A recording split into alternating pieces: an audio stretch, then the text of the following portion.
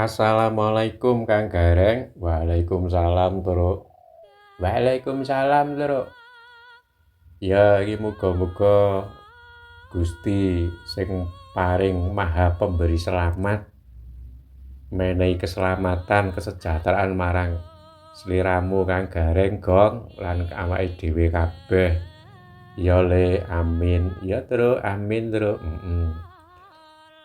Iki Gong Kang Gareng ayo iki sinau bareng meneh ngono iki ngrumpaka maca pat kinanti. Maca pat iki tegese wis isih kelingan to Kang Gareng.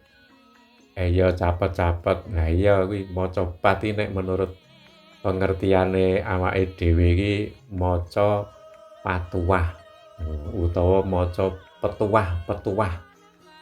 Nasehat-nasehat.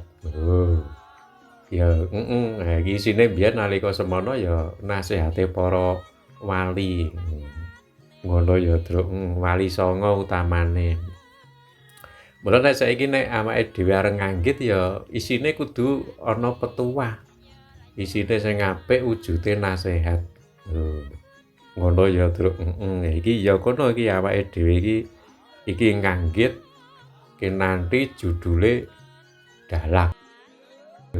Ngono iya judule iki areng ngrumpaka ning iki dianu kok disebutke kabeh isine nadyan awake dhewe ora nembangke iki merga ya suarane engko ndak malah ora iki cakepane wae engko terus lah iya engko awake dhewe iki kena ngapa kok nggawe nyanggit dalang. Oh iya ya iki isine dalang mayang kang tinuntun marang tataning agami. Dalang tembung kang wus cetha aja tambah nama basi. Ngowahi edining guna. Dalang dadi mbabar jati. Kuwi mau nek diitung ana pira ana pirang larik. Ana 6 larik. Ngono ya, Tru. Iki mau. Kowe iki coba, Tru, kok iki aku lagi krungu ngrumpaka bab dalang iki. Kuwi ana isine petuah ya ora ketang sithik iki ana pemahaman, Gong. Ngono ya, Tru. Sepengetahuane awake dhewe iki mau. Coba awit urut nomor ngarep, Tru. Nomor 1 ya, Tru, Gong. Ayo. Dalang mayang kang tinuntun. Wis cetha to iki, Gong, nek nyuwun sewu piyayi para dalang sing nyampekke ilmu. Ya, Tru, ceramah utawa dakwah kuwi lak mesti isine ora adoh saka dasar agama minangka tuntunan kebenaran. Ngono, Tru. Iya, kuwi memang kuwi dasare kuwi sumbere falsafah iki. Dalang iki menyampaikan falsafah hidup utawa pedoman-pedoman dasar kebenaran. Ngono ya, Tru. Mula wayang kae nek ora ana falsafahe ya dudu wayang. Ngono ya, Tru. Iya kae jenenge wayang ya mengandung falsafah komplit apa wae eneng. Ngono kuwi. Iya. Kuwi mesti tinuntun kuwi, Gong. Kuwi dasare mula para dalang kae nyuwun sewu utawa para panuntun. Saiki tak jenengke dobel kok, Gong. Iki jenengke ya dalang ya panuntun. Ya ki dalang, ya ki panuntun. Kowe mbok sarepi jeneng, ya iki sarepi jeneng panuntun, ki panuntun. Ngono ya, Tru. Marang tataning agami lho kuwi. Kuwi wis dadi ketetapan kuwi, wis ora iso diowah-owah iki, Gong. Mula iki nek kowe, Gong, kowe pengen dadi dalang ya kudu sinau agama. Tuntunan kebenaran saka Gusti Allah kuwi hukume wajib. Ngono ya, Tru. Dalang tembung kang wus cetha. Iki tegese maksude lho dalang iki lak tembung sing wis cetha tegese ngudal piwulang. Ngono ya, Tru. Aja diowah-owah. jeneng sing wis apik kuwi mau ya Truk, aja tambah nama basi. Kowe aja ditambahi jeneng sing basi. Basi iki tegese piye? Basi iki wis kedaluwarsa. Nek umpamane panganan kae ora enak dipangan. Ngono ya, Truk. Tembung dalang iki wis apik, aja digandhenge karo sing ora. Oh, ngono. Umpamane ki ana tembung dalang kerusuhan. Dadi kata dalang sing apik ki dithukke mburine iki kerusuhan iki lak dadi kesane dadi ora. Dadi bahasa sing basi iki tegese bahasa sing ora. Mula ana tembung ke bahasa basi. Ngono, bahasa basi iki saka tembung bahasa basi.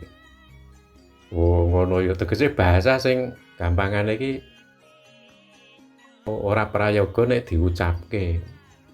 Kuwi jenenge bahasa basi. Oh, ngono ya, Truk. Tegese sing ora ana manfaate, ora ana gunane, kuwi jenenge bahasa basi. Ora beda karo panganan makanan basi. Makanan basi iki ya makanan sing ora entuk dipangan. Dongeke. Kowe ngono, mula ke nenek moyange dhewe iki gawe basa kuwi jane lak mengingatkan karo awake dhewe kok. Ngono. Bahasa basi iki ya kuwi mau tegese bahasa-bahasa sing negatif. Ngono, sing gampangane iki wis sing bertentangan karo nilai-nilai agama iki jenenge bahasa basi. Oh, ngono. Lah nek ngobrol kae Truk, lah nek ngobrol kae waton ana manfaate ya dudu bahasa basi. Ngono kuwi umpamane iki ngucapke assalamualaikum. Assalamualaikum kuwi dudu bahasa basi. Kuwi bahasa sing apik malah kudu diucapke wong kuwi ucapan salam kok. Doa kok. Mendoakan orang disuwunke nyang ngarsane Yang Maha Pemberi Selamat iki lak kuwi tenanan ora bahasa sing ora prayoga, bahasa sing apik. Bahasa basi iki umpamane bahasa sing melanggar aturane Gusti Allah, kuwi umpamane iki bahasa sing isine celaan. Ya Truk, hasutan, hasad, ya bahasa sing isine ngapusi, manipulasi, mitenah, ngolok-olok kuwi jenenge bahasa basi. Bahasa basi tegese bahasa yang ora enak dipangan. Mule ora dikeparengke diucapke kuwi kersane gawe iki ngono kuwi mau. Oh iya ya, Truk, Jadi aja ditambah-tambahi jeneng sing wis apik. Ngono, mula iki awake dhewe serep nyerepi tembung panuntun. Iki panuntun. Wah iya ya, Truk, Sebab iso ngowahi edining guna. Edining guna tegese apike kegunaane tembung dalang ki lak wis apik kuwi nggo jenenge wong udal piwulang. Agama para dalang kae sing nggon mayang kae lak wis ya Truk, kuwi wis edi banget, edi peni gunane ana. Lah nek diganti nganggo tembung basi kuwi mau dadi iso ngowahi edining gunane kuwi mau. Oh iya ya, Truk, Lah iki kudu dicermati karo awake dhewe, Gong. Mula iki awake dhewe ya nyerepi tembung panuntun. Dadi suwe-suwe sok iki ana loro jeneng dalang iki, siji dalang, loro panuntun.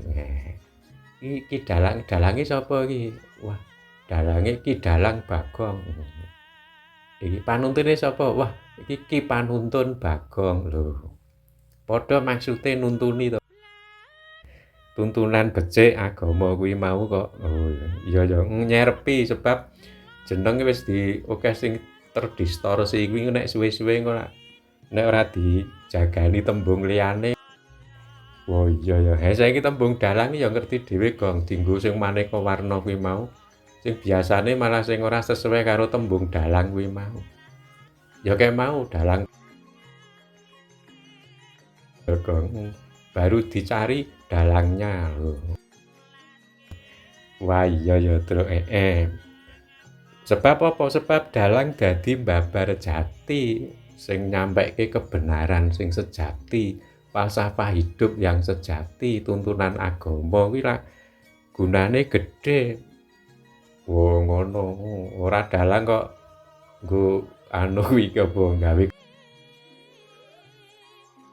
Wah iya ya Gong, iki tembung sing wis apik iki mau dijaga. Mula ki tugas sing jaga ya kabeh komponen bangsa, termasuk ya truk sapa wae, termasuk senimane, termasuk para tokoh budayane, termasuk penggemare, supaya ana sing umpamane iki bahasa sing kliru iki iso dibenerke bareng-bareng. Oh ngono ya Truk, Iki iki mau Gong, kinanti judule dalang kuwi mau. Wah iya ya Truk. Weh, kowe kok entuk men ha ya ora ketang awake dhewe iki nek pas ngene iki ngono ya Truk, heeh. Wah iya ya Gong, ya wis iki perjuangane Gong, Wah iya ya. Ngono ya Kang Gareng, Gong. Ya le Truk, alhamdulillah. Ya Truk, heeh. Wassalamualaikum warahmatullahi wabarakatuh.